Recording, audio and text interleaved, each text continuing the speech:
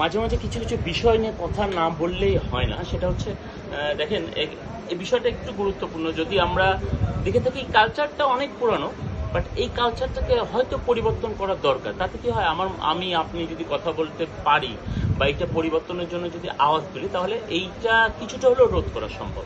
বিষয়টা গুরুত্বপূর্ণ হয়তো অনেকে মনে করে না, বাট এটা অতি গুরুত্বপূর্ণ একটি জিনিস। আমার হাতে দেখতে পাচ্ছেন একটি 10 টাকার নোট, কিন্তু এইখানে একজনের ছবি আছে। তিনি একটা সময় দেশের রাষ্ট্রপ্রধান ছিলেন। একজনের উদাহরণ দিয়ে আমি দিচ্ছি। তো এই টাকাটা কিন্তু রাষ্ট্রীয় একটি সম্পদ, এবং এই টাকায় যার ছবি আছে তিনি তৎকালীন প্রধান ছিলেন দেশের, যার কারণে তার ছবিটা ওখানে রাখা হয়েছে। এখন ঘটনা হচ্ছে যে আমরা বিভিন্ন মানুষ বিভিন্ন রাজনৈতিক দলের আদর্শে বিশ্বাস করি, আমরা বিভিন্ন নেতার আদর্শ বিশ্বাস করি। হয়তো সবাই সবাইকে পছন্দ করি না, বাট টাকাটার তো কোনো দোষ নেই। টাকাটা কি বিনিময় প্রথা। আপনি যখন একটা লেনদেনে যাবেন, তখন আপনাকে অবশ্যই টাকাটা ইউজ করতে হবে। টাকাটা একটি রাষ্ট্রীয় সম্পদ, কিন্তু এই সম্পদটি যখন আপনার কাছে আসবে, তখন এটি আপনার সম্পদ। তাহলে নিজের সম্পদ আমি কেন নিজে নষ্ট করব?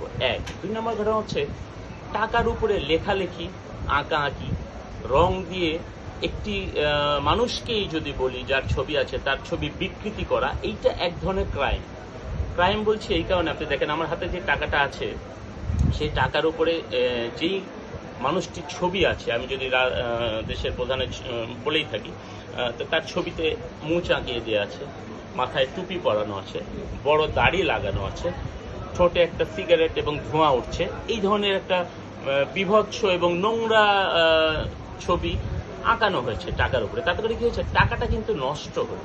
কিন্তু হয় কি, যে এই ধরনের কাজ যারা করে তারা হচ্ছে, তাদেরকে আমি কি বলবো, বিটকেল বা ইবলিস শয়তান, মানে শয়তানের সর্বনাশ। অনেকে জেনে বুঝে করে, অনেকে না জেনে বুঝে করে যে টাকার উপরে লিখলে কি হবে। কিন্তু এইটা দেখেন, একটা দেশের লেনদেনের প্রধান মাধ্যম টাকা, সেইটার উপর লেখার কোনো অধিকার আপনার। এইটা এক ধরনের ক্রাইম।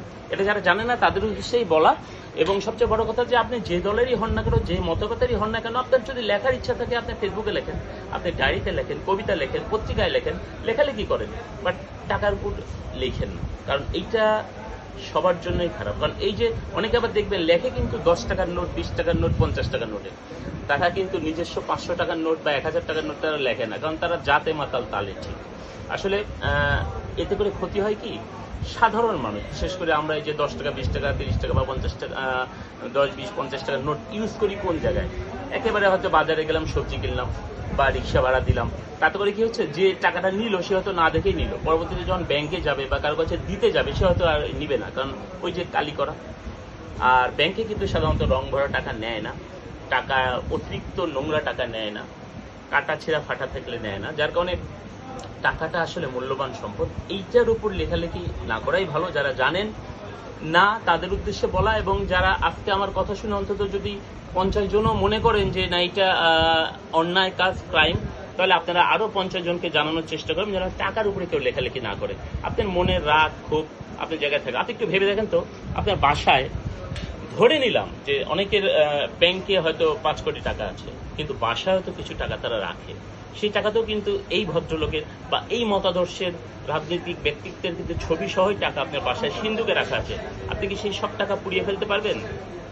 চাইলেও পারবেন না, কারণ ওখানে আপনার স্বার্থ জড়িত, ওটার মালিক আপনি। অতএব ক্রাইম থেকে দূরে থাকুন, টাকার উপরে লিখবেন না প্লিজ। এবং নোংরা লেখালেখি তো বাদ, ছবি আঁকা কি, কালি মারানো বা কালি লাগানো, যেটাই বলি না কেন, বাদ দেন। আসেন দেশটাকে সুন্দরভাবে গড়ে তুলি। খোদা হাফেজ।